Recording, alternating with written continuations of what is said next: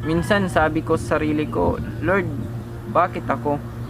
Bakit sobrang gwapo ko? Sana sa iba mo na lang binigay kasi parang nakukulong ako sa sarili kong kagwapuhan. Alam ko di nila maintindihan yung pinagdadaanan ko. Sobrang nakaka-stress. Yung iba palaging naririnig ko sa kanila, bukang bibig nila, sana all gwapo, sana all cute, sana all pogi. Ang hirap pag pinaparinggan ka. Kakainis.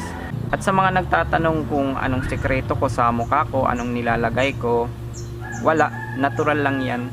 Once nagtry ako ng Tide, pero imbis na gusto ko umangit, ba't ganon?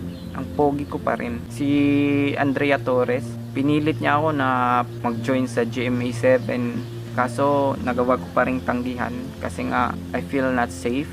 Baka i-take advantage ako nila. Kaya mas pinipili ko na lang na maging simple yung buhay ko. Sa mga naghahangad na maging pogi dyan, katulad ko, please pag-isipan yung mabuti. Kasi nasa huli ang pagsisisi.